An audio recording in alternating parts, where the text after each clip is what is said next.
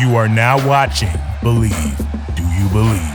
Welcome to another edition of Believe in Giants. Bob Papa, Carl Banks. We are back at it again. Got a preseason game under the books. Got another one coming up at MetLife Stadium on Sunday against the Bengals. Padded practices, roster decisions to be made. Carl, there's a lot going on, not only with the Giants, but throughout the National Football League. And Daniel Jones is a hot button topic. I spoke with him today. I'll tell you about that in just a bit. Your impressions, though, Carl, of what you saw at a Big Blue in that first preseason outing? You know, I think the thing that stood out most to me was the way the offensive line played, Bob. They weren't perfect, but boy, it looked like they were more fundamentally sound. They played with really good technique. Pockets were clean. Now, they had some breakdowns, but it looked so much better. It looked like there was some element of cohesion. And that went across the board. Even when the starters went out, the backups, they all seemed like they had a particular technique that that made that line look so much more cohesive. And proof of that is they had a total of 418 yards. They had 170-something yards rushing as a group. So that tells me that it's a concerted effort. Now, the big question is whether it'll be a mirage or will it actually happen? Now, these are two smart offensive minds in Brian Dable and Mike Kafka. But, you know, we know Dable likes to pass the ball, but I guess when he runs it, he wants to be good at it, right? Well, yeah, I mean, and he told me today, and you've talked with him a bunch. I mean, we also, you know, we can't expect people to do things that they're not good at. We have to figure out what people are good at. Now, the big concern about the offensive line is now this rash of injuries. You know, like today, Feliciano wasn't at center. Bredesen got a lot of turns at center. Jamil Douglas is down. Lemieux is down. Izudu, I don't think he's down for any length of time. But on paper, the starting five that they were rolling out there, I think, as a fan and as anybody watching it, you say to yourself, okay, man, it's not bad. But, you know, now they're thin bodies. And let's face it, I'm not sharing any state secrets. They're actively looking because there's going to be players that are going to be let go. There's going to teams that have quality. And, you know, I think that's the one sad part about this is that they got these injuries because you really wanted to see this group as a group take a next step in their maturation. Well, you saw it during the last 3 weeks of camp, the last 2.5 weeks of camp. So you know what they are. The question now, Bob, is to what length of time are these guys out? Now, Lemieux, they are speculating that could, you know, get closer to the season. We haven't heard much about Feliciano or any of the other guys. So, you know, you still got your two bookends healthy. And don't be shocked if they just start to sit those guys now. They got their work in. They continue to work in practice. Neal will probably continue to play. Andrew Thomas, probably not so much. I mean, you know, he's managing his body completely, but, you know, he's had some ankles situations anyway. So you probably, you know, now the race, once the preseason starts, it's a race to stay healthy to opening day as you continue to evaluate younger players. You know, it's funny. I was talking to Andrew Thomas today, and we were asking him about, you know, going against Thibodeaux, and they said, hey, you know, you're 3 in the league. You've been there. You've done that. You've seen it all. Are you giving him some tips on what he can expect? And he's like, not yet. He goes, not yet, not yet. He goes, that is for a later point in camp as we get closer to the regular season. Yeah, I ain't giving him any tips on how he can go about beating me. And that's the kind of competition that they have in camp right now. And today they got Azeez Ojulari back. So I start thinking about his 8 sacks last year. I start thinking about what he showed as a rookie and setting the Giants' single-season sack record. And then you think about Thibodeaux on the other side and what the possibilities are. could be pretty outstanding because from a secondary standpoint, especially that opposite corner, I mean, it's anybody's game. I mean, Aaron Robinson has been penciled in because of his spring as the starter, but he certainly doesn't have that job anywhere locked down or anything like that. And I wouldn't be shocked if at some point in time, if it's not a veteran on the roster, a guy like Cordell Flott, the rookie out of LSU, winds up jumping in there as a starter at some point. The one thing I enjoy about watching Wink, and he got Belichick a little testy at post game. He said like they saw a little more pressure than they anticipated in the preseason game, and I'm sure Wink is probably saying that ain't scratching the surface of what we're going to be doing. So he's going to keep mixing up his defense so that you cannot pick on the weak links, and that's what his defense. It's so versatile and so mobile, and I would say multiple. You can do so much with it because he has some key cornerstone pieces like his edge, his interior guys are really good. He's got a great slot corner. When I say great, he's playing great. That's Darnay Holmes. Every week, every practice, he seems to be coming up with a big play. And so you got one good corner out there, really good corner, all pro, two good safeties. So you got a pretty good nucleus to where if you needed to help out whoever that cornerback is, you're going to be able to do that. I mean, Adoree Jackson can play. He can play on an island. So that's that. So, but we're still in camp. There's so much more to be rolled out. But I think, the one concerning thing to me, and I'm just going to keep it straight, is Kenny Golladay. It's an enigma. And I don't quite understand what's happening with him. He's certainly not the guy who came from Detroit. I'm going to say, let's take whatever amount of money he's making. Let's take that off the table. Let's just talk about what his ability is, the expected performance. And he has been way below that. Carl, he's been, I'm not saying that offensively they didn't have problems last year with the way they were doing things, whether it was with Jason Garrett or Freddie Kitchens, and the big selling point on Golladay, because remember, his big year was 2019, 2020. He missed a lot of time with the hip injury. And you could say whatever you want about the offense and the offensive line or whatever, but elite players still make plays.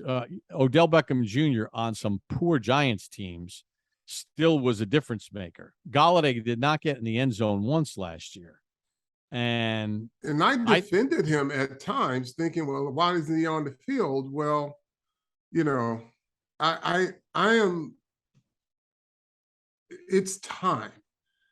It's like the expectation for you, Kenny Golladay, is to be able to lead these receivers. You're the top dog. You were brought in to be the top dog, and you're barely being a guy. And I say that with all due respect. But you got, like, after the game, the coach was asked about the low pass, quote unquote, a little low, from Daniel Jones in the red zone. Now, I looked at that film and I freeze framed it and I step-by-stepped it. That ball was not low. If you talk about from the neck to the chest, it was low. But here's the thing. But the other thing about that, Carl, is to Daniel Jones' credit, he didn't just let it rip because he saw Golladay stopped his route, which then that throw went where it was. Because if Jones lets it rip on time and Golladay does his job, it's a touchdown. He walks right in. But if Jones lets it rip, it would have been a pick, and the narrative would have been, oh, here we go again with Daniel Jones and these interceptions. Yeah. That was a horrible play all around. Even on the little go ball down the right side. I mean, when Daniel Jones first threw it, and there was that step of separation, you expect the wide receiver to turn on the jets and run under that thing. And Yeah. I'm thinking Hakeem Nicks. I'm thinking Plexico Burris. I'm thinking Amani Toomer. I'm thinking, Mario Manningham, who was really fast, obviously. Victor Cruz.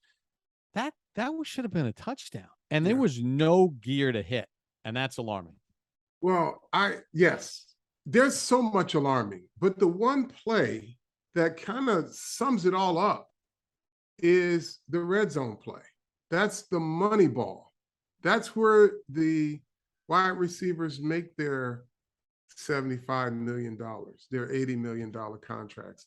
Down in that red zone, when you can get the ball into the end zone, catch it and go. But Joe, I don't understand, and I can't talk to Joe Shane about this, but Brian Dable said, I think this was prior to him watching the film, that everything could have been a little better. So the ball was a little low, da da da da. That shit happens, right?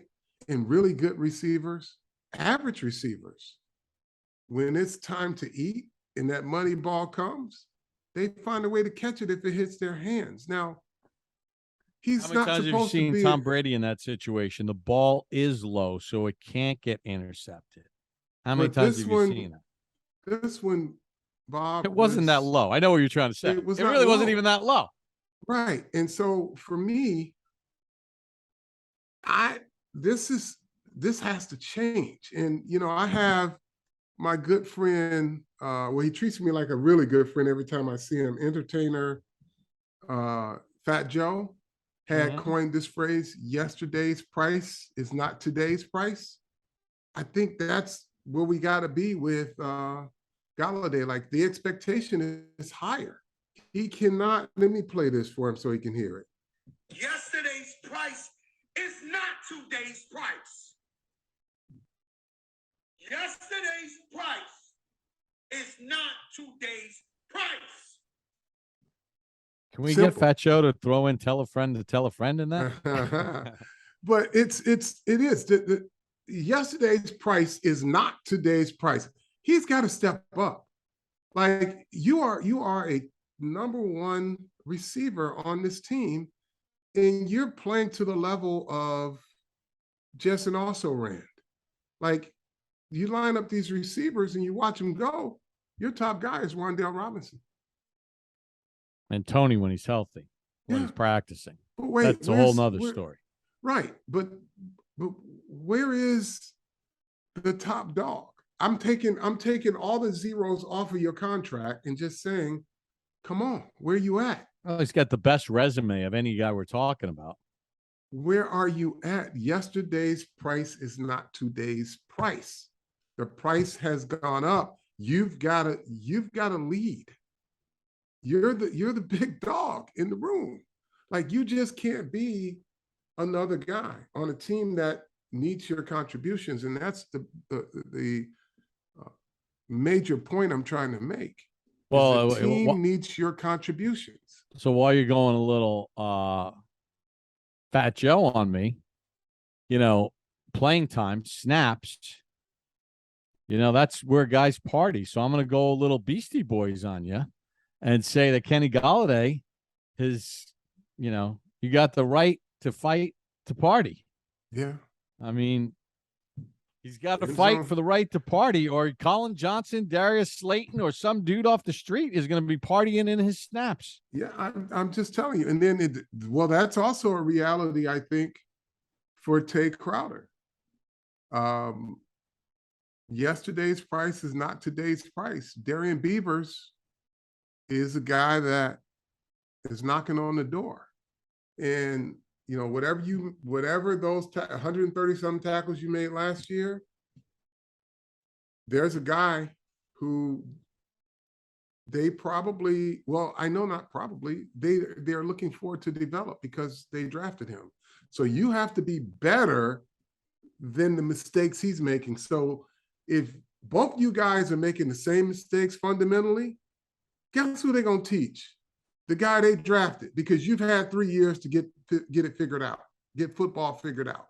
So training camp is about the competition, but it's also, like Fat Joe said, yesterday's price is not today's price. Hey, you know who else? Gotta pay a higher price. You know who else has looked good in camp? You know, kind of get to your Tape Crowder point, and who played well in the game was the guy that the Giants drafted later in the draft out of Indiana, Micah McFadden. Yeah. He looked good in this football game. So listen, competition is where it's at. You know, I've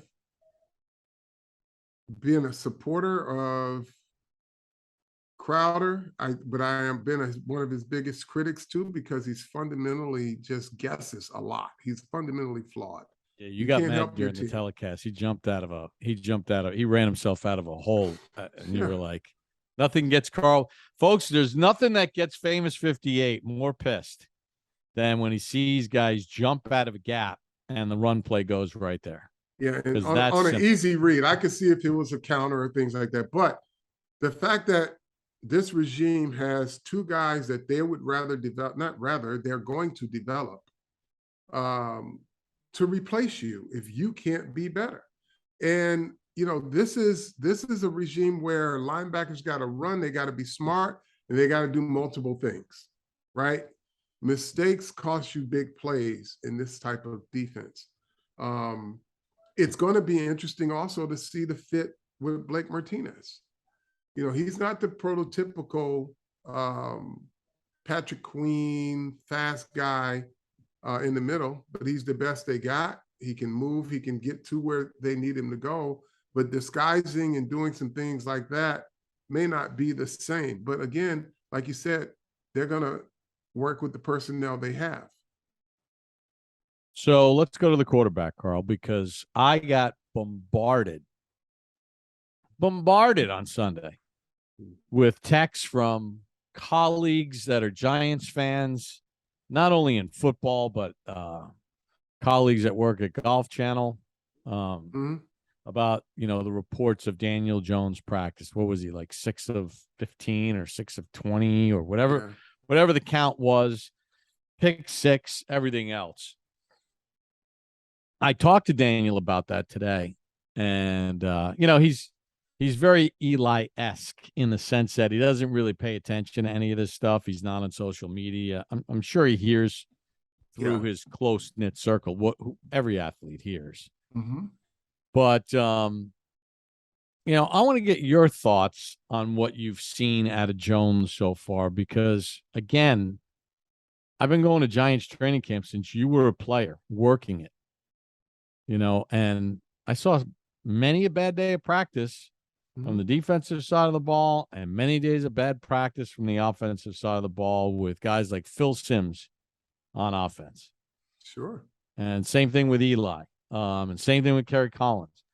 I mean, are we overreacting? You know, then these newspaper stories get written, and I understand why they're written. Guys are watching and they're looking, but sometimes it feels like it's almost steering the fan base on a wild goose chase. Yeah, well, see, Bob, that is exactly, and I'm not going to say a wild goose chase, because two things can be true. He could have a bad day, and you could look at his numbers, but then you have to look at the cause and effect of those, right? What are they asking him to do? What is the defense doing? When you practice against Wink Martindale's defense and you're not game planning it and you're just running your stuff regardless of what he's running, you're going to have some problems. No doubt. What I want is the evaluation to come from the game situations where they can run the type of offense they want. But look, Wink is pressure every play. It's man-to-man every play. So the offense is going to be behind the defense a lot, practicing against this guy until you say, okay, here's what I need. This is what I need to see from your defense so our offense can do X, Y, and Z. They have not, to my knowledge, I haven't seen them script both sides of the ball against each other. They just go. Wink runs his, they run theirs. But the narrative, there are people that are invested in reporting the most negative Daniel Jones stuff possible. But I'm not sure what was he in the game? 6 for 9? Or Yeah, I mean, 6 for 10? listen, I thought he played well in the game, and it should have had a been touchdown. So whatever you see in practice, if it's not carrying over into a game in a negative way, then maybe he's getting better. But again, everybody can chart what horrible days he has. And again, two things can be true. The cause and effect of it. And this is where maybe sometimes his number one receiver, can help him out sometimes too.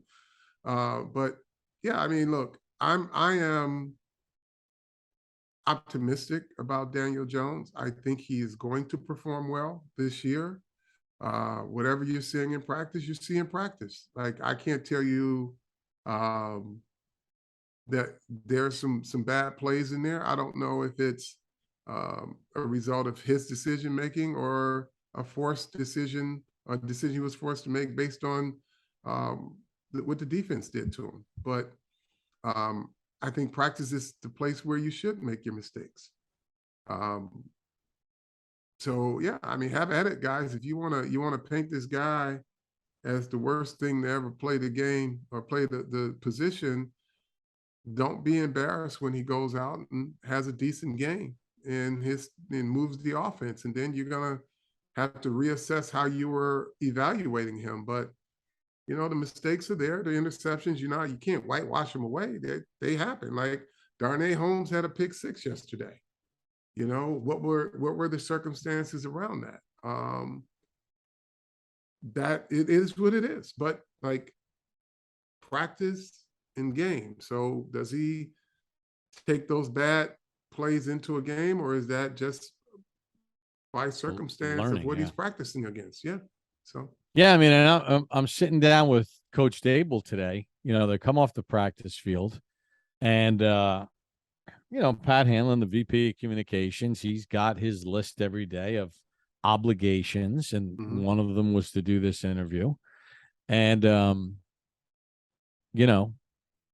he said, and he wasn't complaining, but he said what we've experienced with a lot of first-time head coaches is, he goes, all I want to do is get back inside and watch this practice tape and get started on the corrections. But I understand it comes with the job. I got to do this interview with you guys at Sirius XM. I got to do media. I got to do this. I have to go to planning meetings with LY or whatever about whatever the million things that hit his desk every day. But they go watch this practice and then have meetings and corrections and walkthroughs for a reason. It's a learning experience. Yeah. It's how you get better. It's how you get better. Yeah. So, I mean, if you have a vested interest in reporting the most negative pieces of Daniel Jones, there's going to be plenty of content out there for you.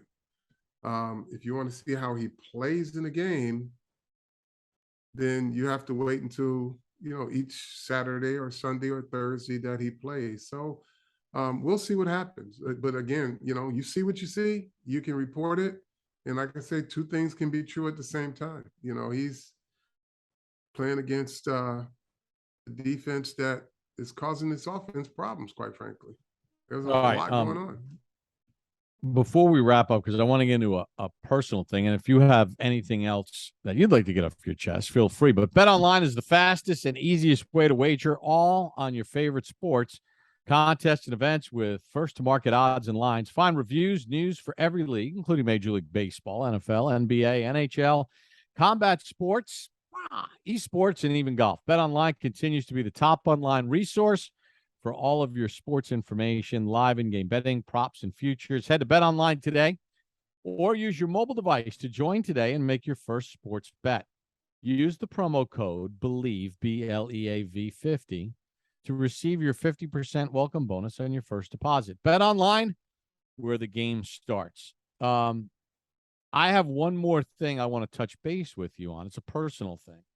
You were a star player for the Giants all decade in the 80s, two-time Super Bowl champ. You were with the Giants through 92. You had a brief stop somewhere, and then you went to Cleveland, and you were part of Bill Belichick's rebuild before Art Modell decided to move the team to Baltimore. So you are a veteran presence for a long period of time. We're getting down to cut-down time, right? 90 to 85, then 85 to 53, and then practice squad players. How hard was it for you? How hard was it as a veteran? Maybe you saw some free agent or this draft pick that you kind of took under your wing, and there was something about him that you liked, but you knew that, hey, with the New York Football Giants, with the depth we have at linebacker, he's not going to stick, and then the kid gets cut. How was that hard for you as a player, or did you understand business really early? Well, you understand the business. And the thing about that period, some guys had their positions etched in stone. Like Harry Carson, Lawrence Taylor wasn't getting cut, right? No salary cap either. Right. I wasn't getting cut. Gary wasn't getting cut. Pepper wasn't getting cut. So now you're looking at, well, he's not better than Byron Hunt, not better than Andy Hatton, right? But can they play special teams? And you encourage these guys, hey, don't give up. There's always an opportunity. If somebody gets injured, just keep doing your best because you're auditioning for other teams. And then, when Byron and Andy left, then you have guys, the Ricky Shaws of the world, that you want to encourage to just keep going to make a team. But sometimes when they get cut, you wish them well, you understand the business. And then there are other cases, Bob, where that first cut, we know those guys are going to be around. Some of these guys are going to be tough cuts, right? When you look at the running back room, there's going to be some tough cuts there. When you look at the defensive line room, there may be some tough cuts there. They'll make it past this one because you need the depth anyway. But when you need to get down to 53 and you start to look at a guy like a Chris Hinton, who they really need to step up. And if somebody's leapfrogging him, right, what's that dynamic looking like now? Right? Because he's a big body. He can block the sun, but got to get that motor going. Yesterday's price is not today's price, Chris Hinton. I saw you run down and didn't hit a wide receiver when somebody had him up. Right? That was your chance to get on film of, here's a hustle play. They will run that back 1,000 times. Here's a hustle guy. This guy is 300 and X amount of pounds, and he sprinted down and knocked the crap out of this receiver. Great job. But as a result of it, the receiver broke the tackle and went for another 5 yards. So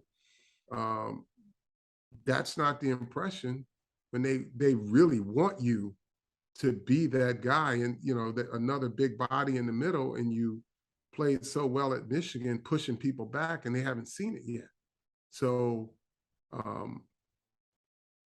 it's about this right here. He's certified.